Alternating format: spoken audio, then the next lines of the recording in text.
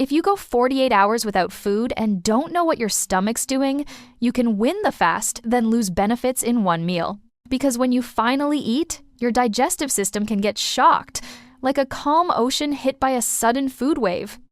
And here's the weird part. The hunger you fear isn't a straight line. It changes, on purpose, like a switch flipping.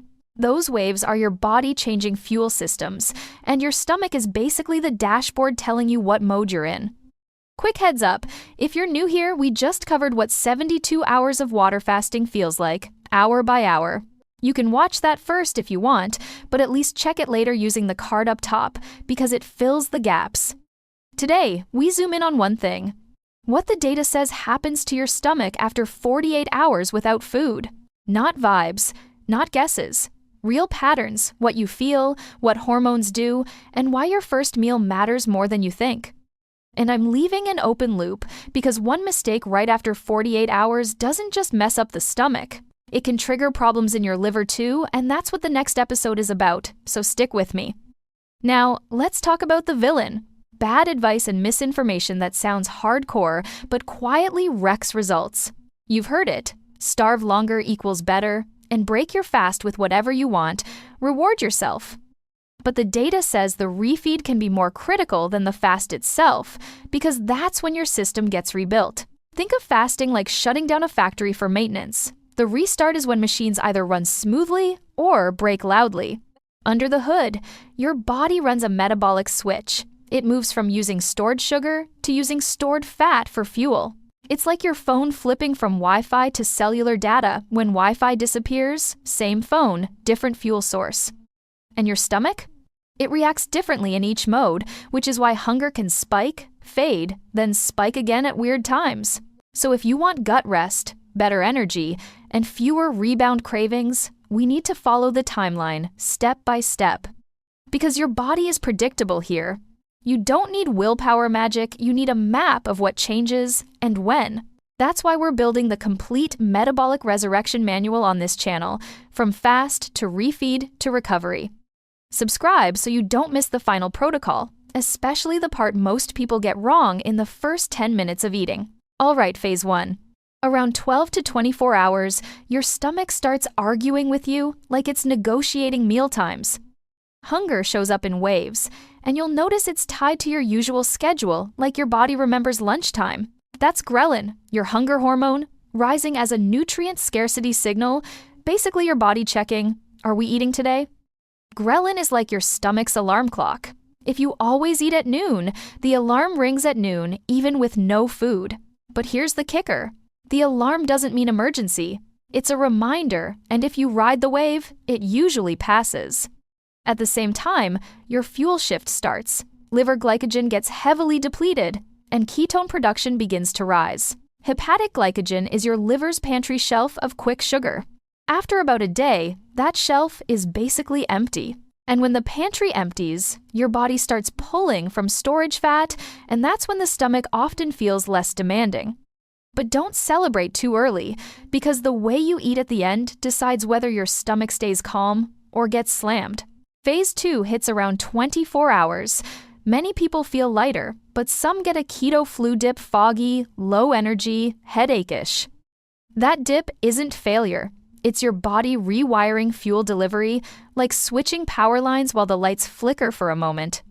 By about 24 hours, liver glycogen is near exhausted, insulin drops hard, and ketones rise into nutritional ketosis. Ketones are like a clean backup generator turning on when the main power glucose goes out. It's quieter, steadier energy. Now, stomach angle.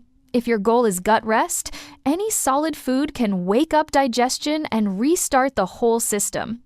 Because food triggers enzymes, acid, and motion. Your stomach doesn't just sit there, it gears up like it heard a work alarm. That motion has a name, peristalsis.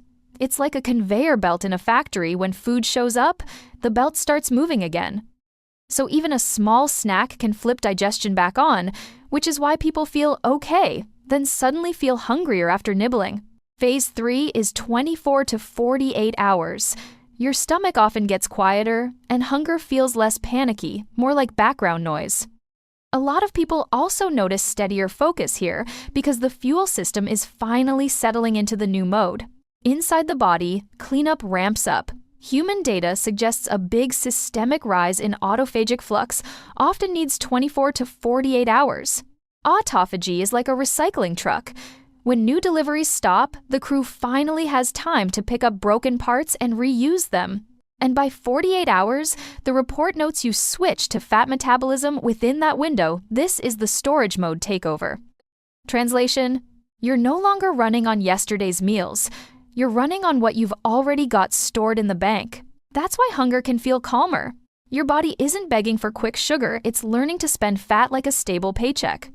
Now, phase 4. Exactly at 48 hours, your stomach may feel calm and empty until you imagine the first bite and get nervous. That nervous feeling makes sense because the moment you eat, you trigger the reconstruction phase. Your system switches from breakdown to build-up. The big flip switch is insulin. The first meal triggers an insulin surge that tells cells, open up, nutrients are coming in. Insulin is like a key unlocking your cells to accept nutrients, great when used gently, chaotic when you slam the door open. And this is where people mess up. They break the fast with a high glycemic, high-fat celebration meal that hits like a truck. That combo can shock the digestive system because your stomach and pancreas go from quiet mode to full production instantly. In extreme cases, a harsh refeed can trigger a mild version of refeeding syndrome, electrolytes shifting rapidly into cells. It's like refilling a dry sponge too fast. The water rushes in unevenly, and the whole system wobbles before it stabilizes. Most people don't notice the word syndrome. They just feel cramps, nausea, racing heart, or weird weakness after the first meal. So the rule at 48 hours is simple. Your stomach is set up for a gentle restart, not a food tsunami. Because the fast was the shutdown, the refeed is the reboot, and you don't want to reboot a computer by smashing the keyboard. In a second, we enter the real danger zone, where it's not just hunger anymore. It's maintenance, minerals, fluids, and your electrical system. And this part surprises people because they think fasting is only about willpower, but the body is doing chemistry the whole time. If you've ever gotten headaches, cramps, or heart flutters while fasting, it's not always detox. It can be electrolyte drift. That drift sets up the biggest trap. People feel amazing at 48 hours, then erase the benefits with one refeed bomb. Welcome to the danger zone. After 48 hours, it's not just willpower anymore, it's maintenance, like keeping an engine from overheating. Here's what the source emphasizes. As insulin drops during fasting, your kidneys increase mineral loss, especially sodium. That mineral loss can drive headaches, muscle cramps, and even heart palpitations because electrolytes run your body's wiring. Natriuresis is like draining salty water from a swimming pool. If you don't manage it, the electrical systems start flickering. So if you're feeling shaky, crampy, or oddly anxious, don't assume it's weakness. It might be your minerals sliding downward. Now for the twist. Most people get the benefits of fasting, then accidentally trigger the next problem with the way they refeed. The trap is a big, high glycemic refeed bomb. It creates a hard insulin rebound, great at flipping the switch, dangerous when you overdo it. Because that rebound doesn't just affect your stomach, it sends a loud signal to your liver, the place that has to process the flood.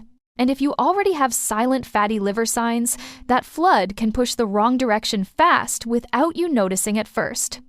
So ask yourself, are you breaking the fast to rebuild, or to punish your body with a reward meal it can't handle yet?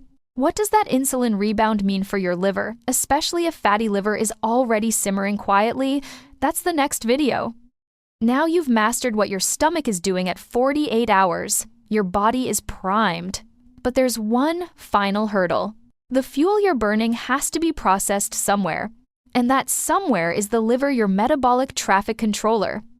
If you don't understand what water fasting does to your liver, you could undo all this work in 10 minutes with the wrong refeed.